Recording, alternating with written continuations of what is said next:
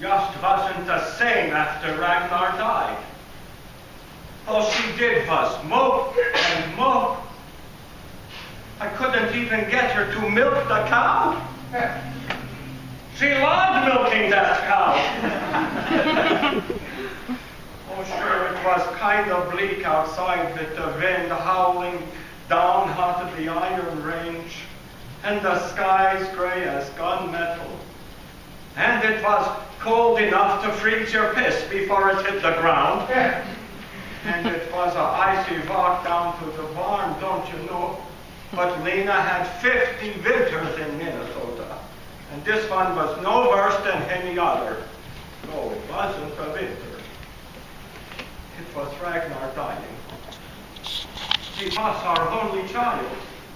And the way he died, I'll tell you, I was having trouble getting over it myself. I told that boy, do not go near that Jakob's log splitter. I told him and told him. The safety is busted, I says. It's liable to kick like a mule. But Ragnar didn't listen. He didn't used to listen much better when I was 18. He wanted to split up that oak tree. Think of all the hard wood we could get from it, Pa, he says. But still, I told him no. I guess I should have told him a few more times. I was out in the barn fixing the tractor when I heard Lena screaming like the air raid siren in town. I come running and found Ragnar caught between the two sides of that log splitter, squashed like a bug.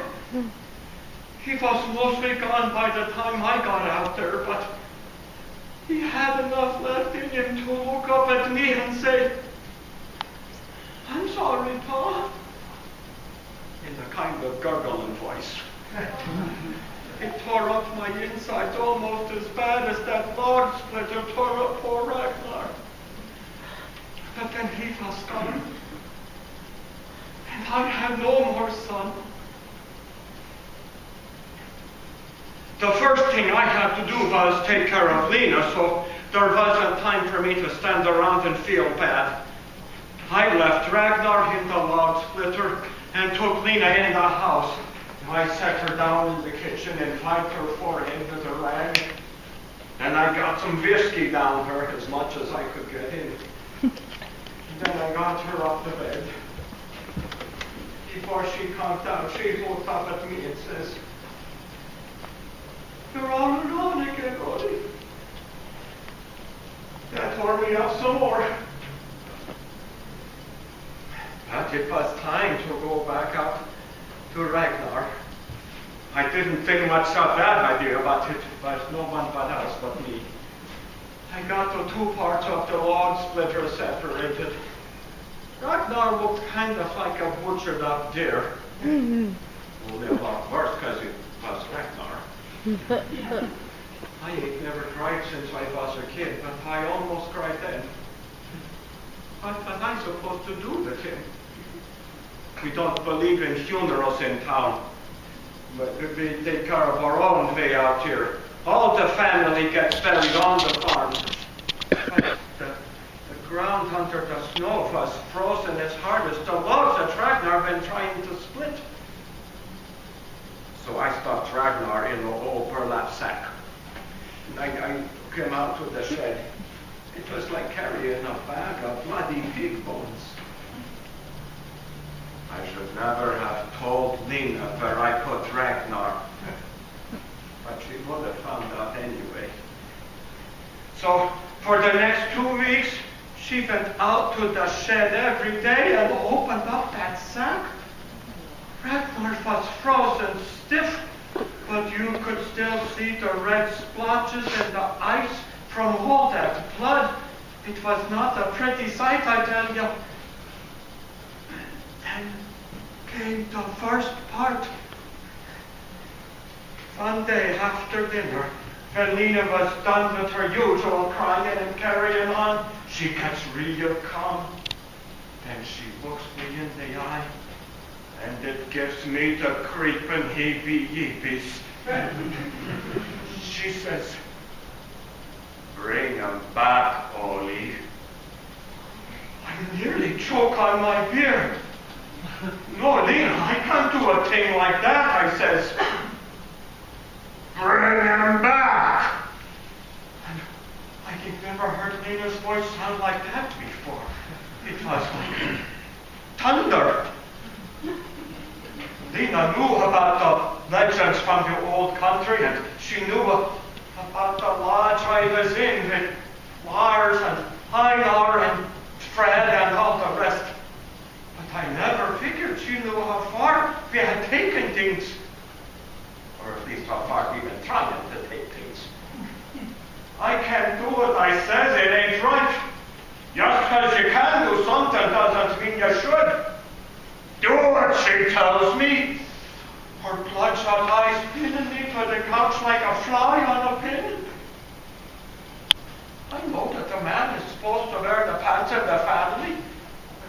I used to try and wear them all right, but I never could say no to Lena when she wanted something bad enough. And she wanted this more than anything in her whole life. So I told her yes. I dug the old book out of its hiding place in the cellar. It's the only book I got that's in the ancient lost language. Used to speak way up north in the whole country, where the icy winds blow forever. Me and the boys at the lodge been practicing that stuff in that language, but still it don't come easy. Especially the term I was trying to do now. No one had done that one for a long, long time. But I opened that book and blew off the dust. When I got to the part in the book I was looking for, I had to practice for a long time down in the cellar. Those ancient sounds don't come easy off the lips, don't you know? But I kept on trying. Then I went out to the shed. And I told you before that Lena gave me the creeping heebie-yeebies when she told me what she wanted me to do. It was nothing compared to the heebie-yeebies I got. Then I held that lantern high and started chanting. That was spooky enough with all the shadows playing around the shed and my farts making frost in the air. But then I saw that sack start squirming like there was a bunch of snakes in there. I just about ran out and slammed the door behind me. But I had promised Lena, so I just kept on chanting. There was a sound from inside the sack, like icicles popping.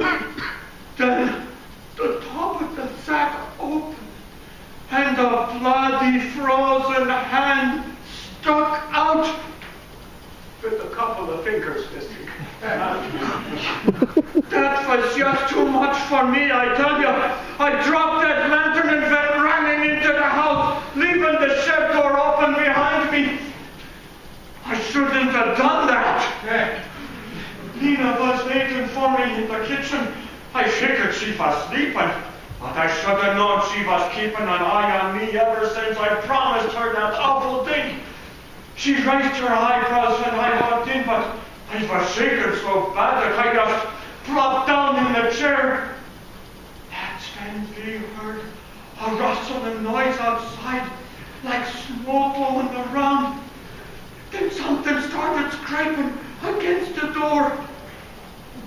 Don't open the door, Lena, I whispered. But it didn't do no good. It wouldn't have done no good if I had shouted. Lena, open that door. But I thought that was enough to make my blood run as cold as Ragnar in the shed for 2 weeks. He was standing outside in the snow, all crooked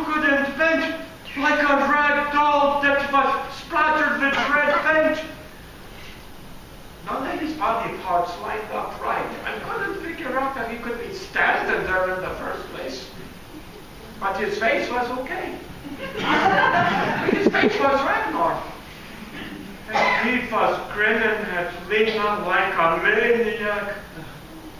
Marquisa for Middag. Ragnar says. At least I think that's what he said. He was throwing out all the syllables of the ancient language.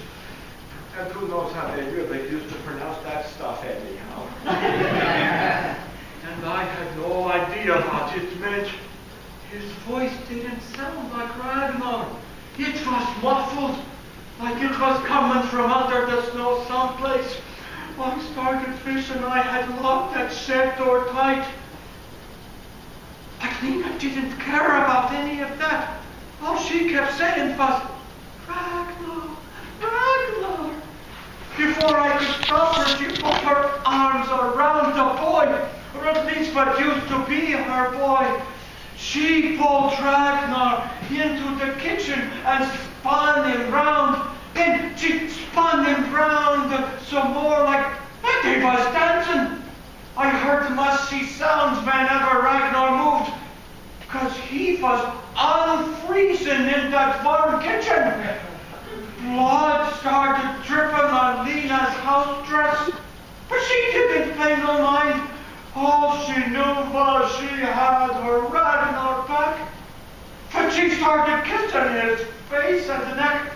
I put my head in my hands and just moaned. There's one thing I've learned in 55 years. When something's not right, you gotta fix it. And there was only one way to fix this. I stood up and grabbed Ragnar and Lena together. Then I pushed them outside. I was hoping Lena would let go. But she didn't. Out in the barnyard, they kept on spinning round and round. I hollered, let go, Lena! Over and over, but it didn't do no good. Lena had her Ragnar back and she was never gonna let go. Finally, I stuck out my foot and tripped them both, just to get them to stop that horrible dance. But when they hit the ground, they started rolling around in the snow like a wind-up toy on its side. I tried to pull Lena away from Ragnar, but it was like she was a part of him now. And maybe she wasn't. Her eye was crazy. And but then I was crazy myself. This had to be stopped. So I grabbed the axe. When I backed down the first time, I was just trying for Ragnar's head. But I guess my aim was bad because I was shaking even worse by now. The axe hit Lena instead of Ragnar. Her head split wide open. And that was the end of that. As soon as Lena stopped twitching, Ragnar pulled away from his mom. And then he tried to get up. But I wasn't gonna let that happen, I tell you. So I hit Ragnar too, in the head, just like I hit Lena. It sent him back down again and he died. Again. Just before Ragnar died for the second time, he made a sort of gurgling noise. His voice still sounded like it was coming from under the snow. It was horrible, I tell you. But what's one more horrible thing when there's already so many?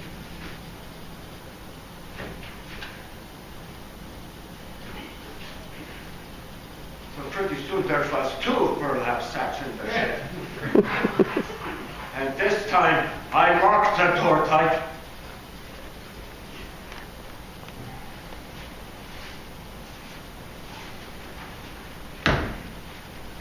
So,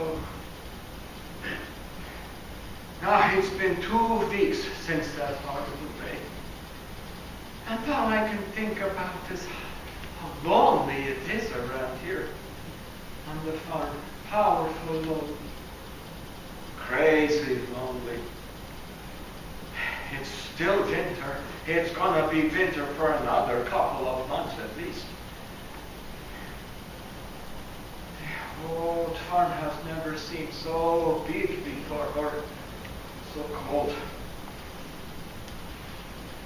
Like Lena used to do, I've been going out to that shed every day.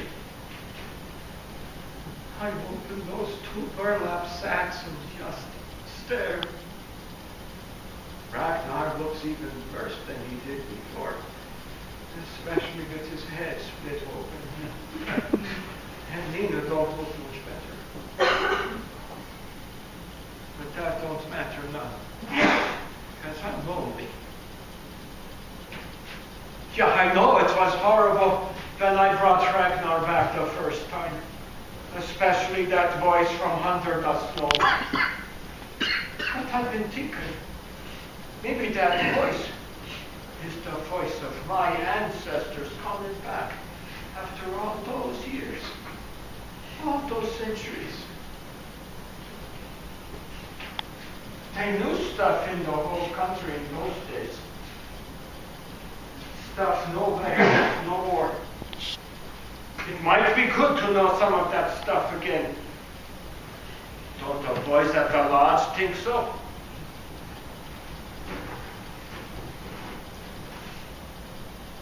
That ain't the main reason I'm gonna do this. No. I get whole lonely. Just ain't used to being by myself. So I'm gonna bring them back. Both of them.